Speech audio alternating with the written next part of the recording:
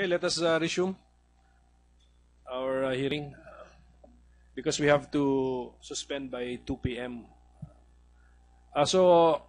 Attorney Bondal has a presentation to make, but let us hear first from Mr. Queta, the how do we call you, sir? Resident auditor of The supervising auditor of Pag-ibig, sir. Supervising auditor of Pag-ibig. Yes, sir. If you have something to share regarding the issues discussed. Yes, sir.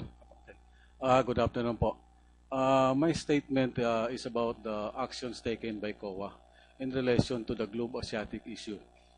Now, out of the 9,925 accounts being audited by COA, we have already issued 3 indices equivalent to 1,075 accounts, the total amount of 138 million. The remaining balance of 8,853 accounts is now an ongoing audit by the special audit team of COA. And the report still not yet done, but I will check with the status of the ongoing special audit for the 8,500 accounts. NDs ba sinabi mo? ND? Yes, sir. We have issued notice of disallowance. Okay. Can you still recall the grounds? For the 3 indices, sir, we have the same ground.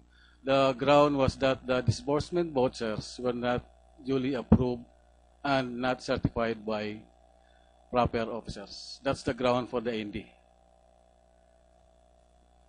Okay, so thank you, Mr. Queta. Yes, But do you have a copy of the report, which you can submit to the committee subcommittee? I don't have the copy right now, sir. It's in my office. Rest assured, I will submit it tomorrow. Basta if you're allowed to submit, please submit. Yes, sir. If you're not allowed, tell us why. Yes, sir. Okay, so thank you, Mr. Queta. Attorney Bondal? Thank you, Mr. Chairman. In line with our first resolution, Your Honor, this is still with regard to the existing anomalies in the city of Makati. And this will involve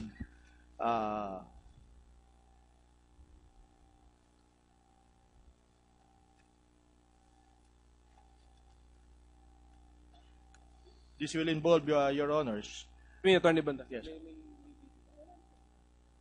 Attorney Rivera, do you have a video presentation? Because we asked, sabi nyo, okay na, wala na? Do you have? Yes, Your Honors. Okay. So, Attorney Bondal, since we have to suspend by 2 p.m., let's just finish this topic of Globe Asiatic, but we will give you the first crack on Thursday. We have a hearing on Thursday. April 16. Thank you, Your Honor. Okay. Sige. Attorney Rivera, please, go ahead. What do you have to present? Iba ito sa kanina? Hindi na ito yung projects? Opo. Sige. Kasi po, nandyan po si Delphine. So, Okay. dahil po hindi po siya pinarating. Okay. Sige, we have 10 minutes for this.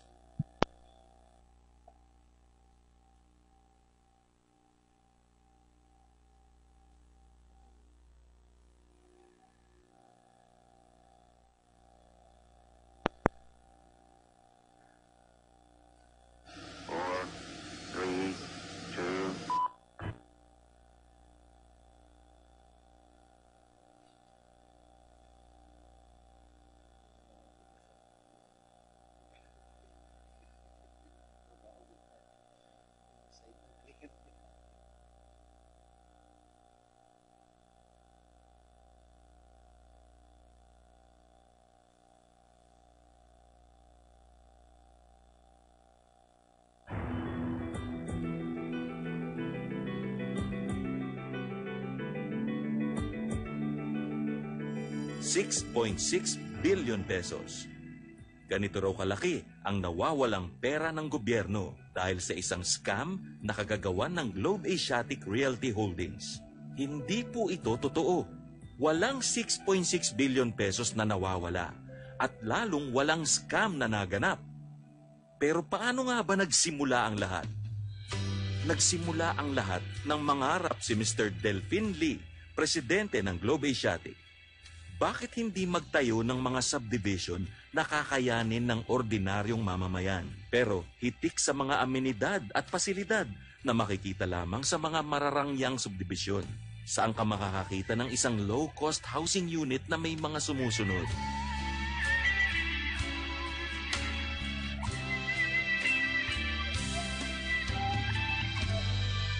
Naniniwala ako that the environment makes the person.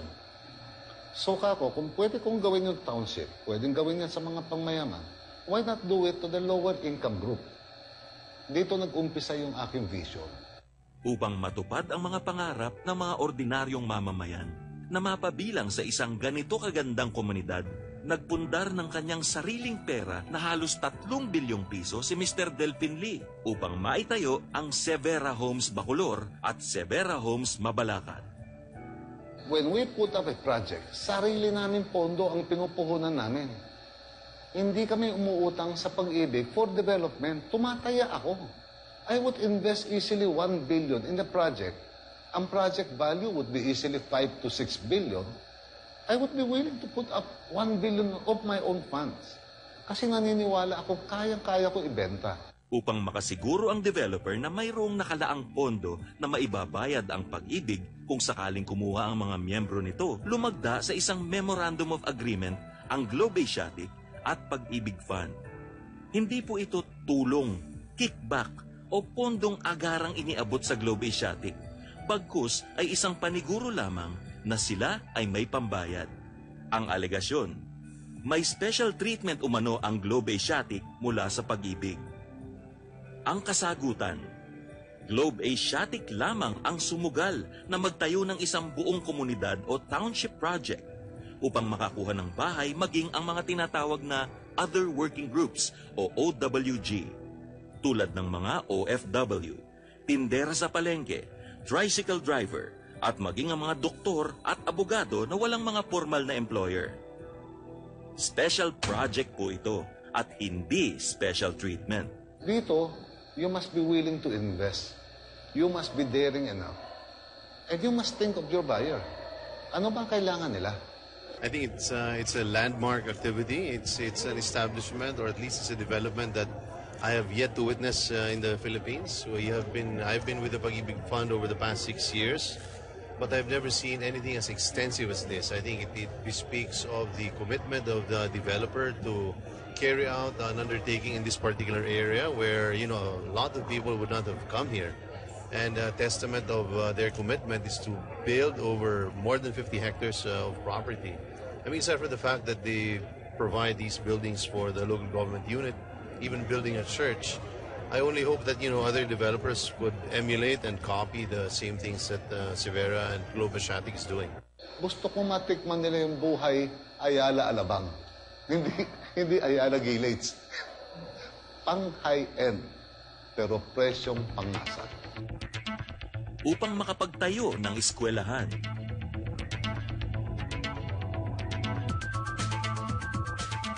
simbahan,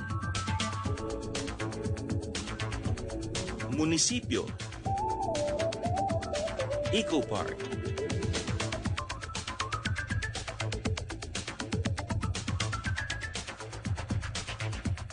at iba pang pasilidad.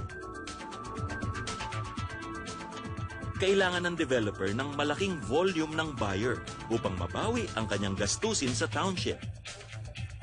Ang volume ng buyers na ito ang tanging inaasahan ng developer upang mabawi ang kanyang investment. Simple lang ang naging sanhi ng problema. Ang tuwirang hindi pagsunod o ang unilateral cancellation ng Memorandum of Agreement. Partikular ang Funding Commitment Agreements at Collecting Servicing Agreements, kung saan nakadepende ang funding ng developer mula sa Pag-ibig. Kinansila ng Pag-ibig ang MOA dahil umano sa paglilinlang ng Globe Asiatic sa pamamagitan ng paggamit ng fictitious buyers. Pero paano magkakaroon ng fictitious buyers kung ang Pag-ibig mismo ang kumikilatis at nag-aaproba ng mga loan? At bakit mag-iimbento ng buyer ang Globe Asiatic kung ang developer din ang magbabayad ng utang ng buyer sa Pag-ibig kung sakaling huminto ito sa pagbabayad, na ayon sa Collecting Servicing Agreements ng MOA? Sa katunayan, mula sa normal na 2 taon, pinahaba pa ng MOA ang panahon para garantiyahan ng developer ang utang na ito at ginawang 5 taon. Idinidiin din ng Pag-ibig ang Globe Asiatic dahil ibinebenta umano nito ng pangalawang beses ang mga titulo. Isa po itong kasinungalingan. Wala pong double sale na naganap, kundi ang simpleng pagpapalit ng delinquenteng buyer ng isang replacement buyer na ayon din po sa MOA. Ano ngayon ang sinasabi ng 6.6 billion pesos? Ang halaga na ito ay pawang kathang isip lamang upang makakuha ng atensyon at palabasin na mayroong scam.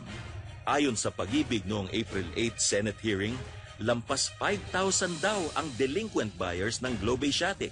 Pero ayon sa records, 1,440 lamang ang may problema at ang 1,000 dito, Globe Asiatic pa ang nagsumbong o kusang nag-report sa Pag-ibig.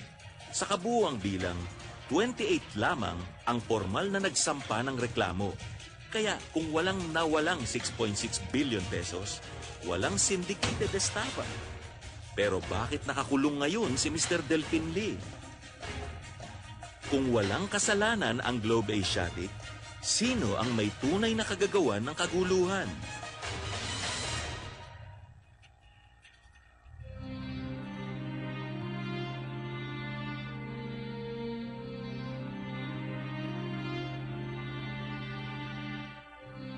Nang rumagasa pababa ang lahar mula sa Mount Pinatubo noong dekada 90, isa ang barangay Kalibutbot, Bacolor sa mga lubos na nasalanta. After lahar, ang Kalibutbot, isa sa mga natirang barangay. 21 barangays, 4 lang ang natira. Lahat ng 17 barangays na population nun, na-resettle sa mga iba't ibang resettlement areas. So kung titingnan mo, halos yung mga kababayan ko noon, nawala mismo sila sa Bacolor. Lumipat sila sa ibang bayan dahil nga sa pagputok ng mga Pinatubo. Mabilis na kumalat ang balitang itatayo sa Bacolor ang unang township project ni Mr. Delfin Lee. Masayang-masaya kami, no? Lalo na yung mga kasamang sa nananunungkulan. Ang unang-unang maitutulong niya, no? Magkakaroon ng pagkakataon na makabalik yung aking mga kababayan sa kanilang lupang tinubuan. No? Sipin mo, pagkano lang ang babayad mo monthly. At ang kagandahan pa nun, pag taga Bacolor ka, walang down payment. Saan ka nakikita na ang konsepto ng isang developer? Meron kang munisipyo, meron siyang palengke, merong eskwelahan na maganda, merong simbahan, merong commercial area. Kumbaga, kumpleto na yung komunidad. Nung panahon ng Severa Bacolor, pinipilahan talaga. Bumalik ang mga tao, ganong kabenta yung kay Delfin Lee. What is nice is how you built up a township, a community, and not only provide a good home or house for an affordable unit for the people, but provide them with the amenities, provide them with the facilities to make them happy. Very few developers do it this way. The roads are wide, terrific. I'd like to congratulate the developers. And maybe we should have more of this in the Philippines. The environment makes the person. So kako, kung pwede kong gawin yung township, pwedeng gawin yan sa mga pangmayaman, why not do it to the lower income group? Dito nag-umpisa yung aking vision. Kabilang sina Joyce at Patrick Manese sa mga naunang naakit na kumuha ng bahay sa Severa, Mabalacat. Ginagawa pa lang to under construction. Na-inlove na ako sa lugar na to. From Manila ako, pero nung nakita ko to, sabi ko kahit malayo, sabi ko sa miss ko, kailangan kumuha tayong unit dito. And napakaganda. May makikita kang amenities na kagaya nito. Swimming pool, basketball court, school, commercial plaza. Andiyan na rin yung munisipyo. So, andito na lahat eh. Wala pang developer na gumagawa ng ganito sa Pilipinas. Uuwi ka galing sa trabaho, pagod ka. Pagpasok mo pa lang galing highway, makikita mo napakaganda na ng lugar. Natatanggal na yung stress mo eh. Nare-relax ka na kagad. Hindi lang dream home ang nalipatan ng mga Manese, kundi isang dream community. Andiyan mga security guards, marami. Tapos nagro-robing sila. Wala ka nang alalahanin. Actually, mga gamit namin sa labas ng bahay, wala pa nananakaw kahit isa eh. Sina Aling Leonor naman, Ginagawa pa lamang ang proyekto, nakapila na para kumuha ng unit. Lubos na ikinatuwa niya ang pagkakaroon ng subdivision ng isang magarang simbahan. Natutuwa nga ang mga kasama naming homeowners, lalo-lalo na yung mga ka-opisyalis namin, na lumipat kami rito na may sarili na kaming chapel. Although, kuminsan sinasabi ng mga iba rito na hindi lang to chapel, parang church na. Kasi sa laki nga naman. I-compare mo sa ibang barangay, talagang hirap silang magkaroon ng ganito. Pero kami, natutuwa na kami dahil unang-una, kumbaga sa bahay, uli parnis na nga ba? Mismong kay Pampanga Archbishop Pasiano Aniceto, tinurn over ni Mr. Delphin Lee ang mga simbahan ng Severa Bacolor at Severa Mabalacat. My first opportunity to see him was during the blessing. Of course, kami naman sa simbahan, we give credit where credit is due. At ako'y nagpapasalamat sa kanya na nagbinigay ng itong kanyang mga donation para sa aming komunidad dito. Kaya pinagdarasal ko siya na sana itong kasalukuyang katayuan ay maresolba natin with justice and according to the laws of the land.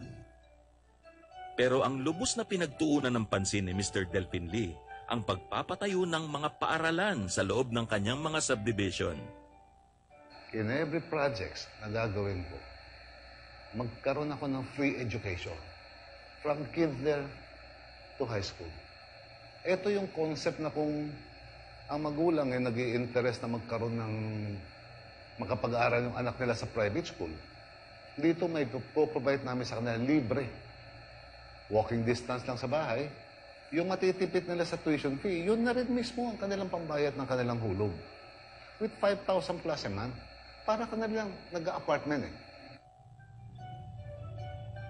Ako, siyempre nakita ko yung kagustuhan ni Mr. Delphin Lee na ang maganda ang kanyang pakay sa lalong-lalo sa education, pati mga school supplies, uniform, nilibre niya sa mga estudyanteng na pumasok ng 500 school children at 200 mga first-year students sa Doña Asuncion Integrated School.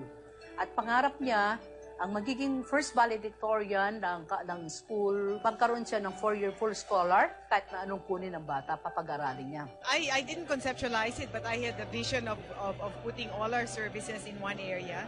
And Delphin did, no? I mean, he saw that it was a good thing to put his CSR. And when today's my first day here, and yeah, it's like paradise, no? Lumaki ako sa isang lugar na alam mo, parang, tawagin na natin para siyang looban. Semi-Islam na, pwede mo sabihin. And I've seen families, both college graduate, magulang, nakatira sa isang maliit na kwarto. Doon nila pinapalaki yung kanilang mga anak. 1 bedroom, wala nga sariling CR eh. So, tapos paglabas mo, ayan, puro standby, puro drug addict. This is not the place where you want to raise your children. Pangarap ko lagi yan mula nung bata pa. Na kung maililipat mo yung isang bata sa isang disenteng lugar, lalaki matino yan. Magkakaroon ng ambisyon yan. Isa si Lon sa mga scholar ni Mr. Delphin Lee. Bukod sa mga libreng gamit pang eskwela, mayroon pa siyang allowance na natatanggap. Malaki po yung pasasalamat ko kay Mr. Delphin Lee kasi naging scholar niya ako and binibigyan niya ako ng allowance. At syempre po, binigyan niya kami ng magandang school. Priority ang mga anak ng homeowners sa eskwelahan na pinapatakbo na parang isang private school. Masaya po siya, tas malinis po. Hindi po kagaya ng ibang mga public school. Tas nabilib po ako kasi public lang po to, pero ang ganda-ganda nito po. First year pa lang, maingay na yung pangalan ng Severa, ng Dalpis, kasi kakaiba yung support na binibigay sa amin. Walang budget including kuryente, yan si Sir, yung mga aircon, lahat. Hindi mo makikita yung sa ordinary public school. Kami kumpleto.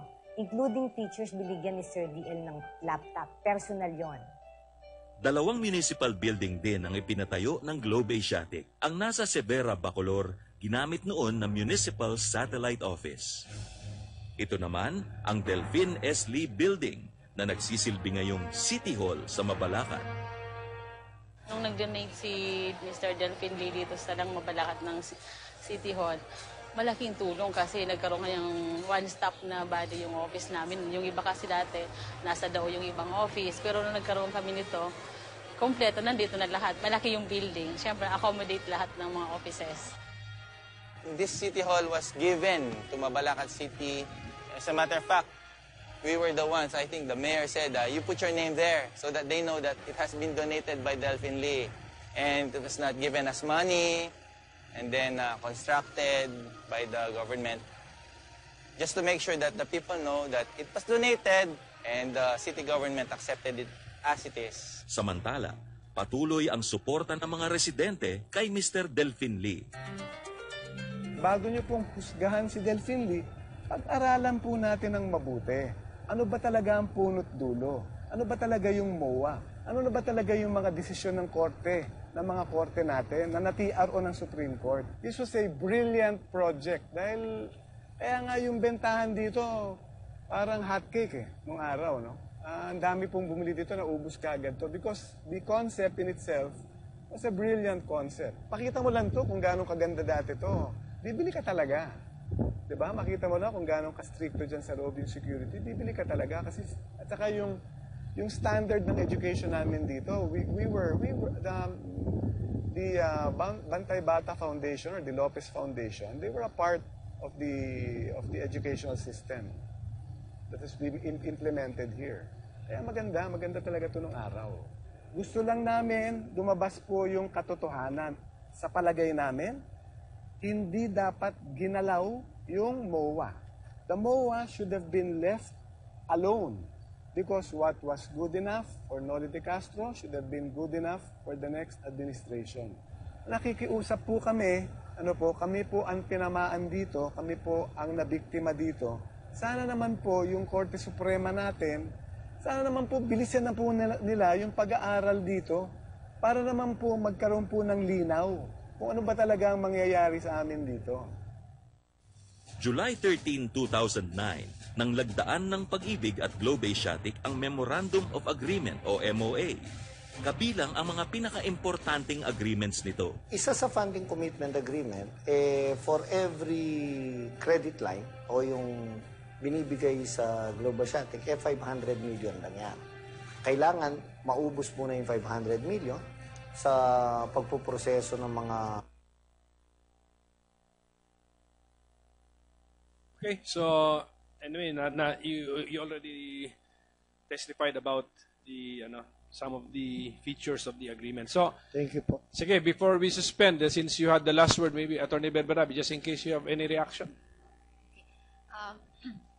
Hindi naman din po namin dinidispute yung bahay. So, ang amin lamang pong main complaint ay yun nga pong employment of fraud. Nanguutang sa Pag-ibig na cut na natin, please cut din. Then, yung hindi ko lang po kanina nabanggit, so aside from NBI, DOJ, and then RTC Pampanga, even the Office of the President po issued a bounty of 2 million over the head of Mr. Lee. So, ibig sabihin po noon, nagkaroon ng independent assessment din ng Office of the President at si Mr. Lee po ay nasa parehong class ni Umrakato, ni Mr. Palparan, na pare-pareho pong meron pong mga bounty sa kanilang ulo. So, akin lang pong idinadagdag na even the Office of the President po made, supported the case of the people. Pero sa limang akusado sa syndicated estafa, only Mr. Lee is currently under detention. Yes, Tama? opo. Klaro din yun. Si Mr. Queta, yung ground ng notice of disallowance ninyo, sabi nyo, kulang sa approval the proper authority, tama? Yes, sir, because we audited the DBs and the auditors found out that the approval portion and the certifying portion were not So, and that's the Pag-ibig document you were studying, tama? Yeah, the disbursement of Pag-ibig, sir. Yeah, vouchers and documents sa Pag-ibig, tama? Yes, yes. So, I cannot believe na only one person from Pag-ibig. So, how come only one has been charged? Sa syndicated estafa po na kayang patunayan ng conspiracy doon po sa criminal. Doon sa dokumentong yun, wala pa tayong makikita. Pero dito po, Mr. Chair, kaya po aking binanggit kanina na mayroon po tayong mga officers na na-terminate from the administrative investigation. So, as high as a deputy CEO. Yeah, but those documents nga, as examined by the auditor, cannot those documents serve as the evidence to charge more than one person from Pag-ibig? Hindi po kami nakahanap ng malakas na ebidensya para po dun sa syndicated estafa. Pero yung pong mga officers na sa tingin namin ay nagkaroon ng gross negligence dahil nga po ang sinasabi po ni Attorney Queta ay medyo duda ako doon. Ano bang element sa syndicated estafa? Hindi ba sa amount din? Di ba sa amount din? Syndicated estafa? Number of victims? Victims. Number of victims. Number of accused din. Kailangan at least 5. Oh, so yun aking point. Sabi mo, hindi ka makahanap ng evidence sa syndicated estafa. Doon na lang sa dokumento, at least yung nag-release yung nag-approve ng release ng pera, even though the voucher was missing, the vouchers were missing signatures, isang tao yun. Yung actual na nag-release ng pera, 2 tao na siguro yun. Kung maalala ko po, ang mga testimony po noon, parang bilisan daw po noon ng pagre-release talaga ng mga kaya nga, hindi, okay lang yun. Totoo nga naman nangyari, but how come only one? I mean, can you, maybe in the next hearing, you can explain to us how come only one from the Pag-ibig? You administratively punished or sanctioned ilan? 5? Ilan yun? May up to the Deputy CEO, yung Vice President po dahil namatay siya during the, so hindi na natapos. Manager, and then 1 employee in Pampanga. So, and then, a few others were investigated pero hindi po. So less than 5. So anyway, yun lang gusto ko ipurso sa legal angle. Why only 1? So well, at any rate, we have run out of time. I'd like to thank you for your presence in today's hearing, and we will resume on Thursday, April 16 at same 10 o'clock. Okay? Thank you very much. We will inform you, Attorney Berberabi, if we need you. Huh? Kayo rin po. But siguro si Attorney Berberabi, we have to tell her if she's really needed sa 16th. Okay? Thank you very much. Thank you. Thank you po. Hearing is hereby suspended.